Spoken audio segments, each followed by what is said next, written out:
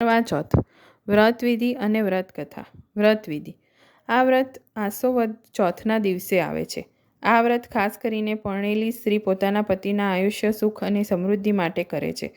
આ દિવસે સૌભાગ્યવતી સ્ત્રી નકોડો ઉપવાસ કરે છે. રાત્રે શિવ, પાર્વતી, કાર્તિકેય અને ચંદ્ર પૂજા કરી તથા ચંદ્રના દર્શન કર્યા પછી ઉપવાસ છોડે છે. આ દિવસે માટી ગૌરી માતાની મૂર્તિ બનાવીને તેની પૂજા કરાય છે.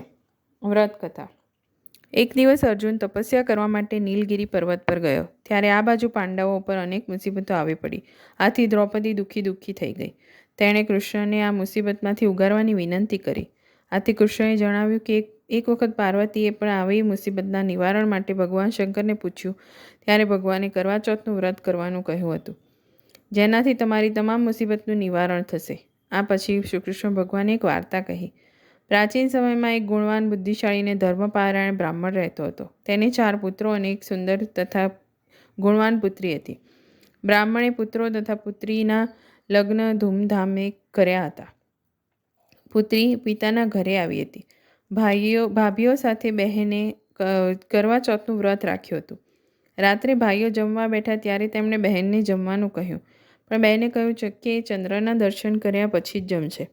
આખો દિવસ ભૂખના કારણે બહેનની સ્થિતિ ખરાબ હતી. આથી તેના ભાઈઓને તેના ઉપર દયા આવી.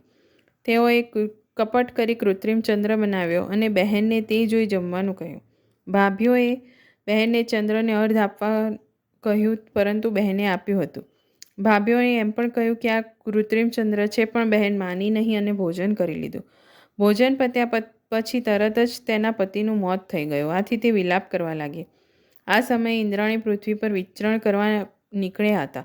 તેણે આ બહેનનો વિલાપ કરતી જોઈને દુઃખનું કારણ પૂછ્યું. બહેનની હકીકત જાણ્યા પછી ઇન્દ્રાણી બોલ્યા કે ચંદ્રને અર્ધ આપ્યા વગર ભોજન કર્યું હતું, એટલા માટે તને આ ફળ મળ્યું છે. હવે તો પૂરી શ્રદ્ધા અને ભક્તિથી આ વ્રત કર તો તારો પતિ જીવતો થશે. બહેને ફરી વિધિવ્રત વ્રત કર્યું અને તેનો પતિ જીવિત થયો. આ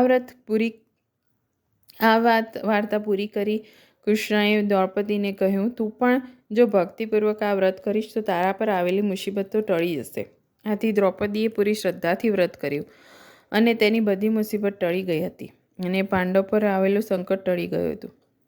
આ વ્રત કરનારે ચૂડી ચાંદલો અખંડ રહે છે, વાંજ્યા મેળું ટળે છે અને ધન ધાન્યમાં વૃદ્ધિ થાય છે.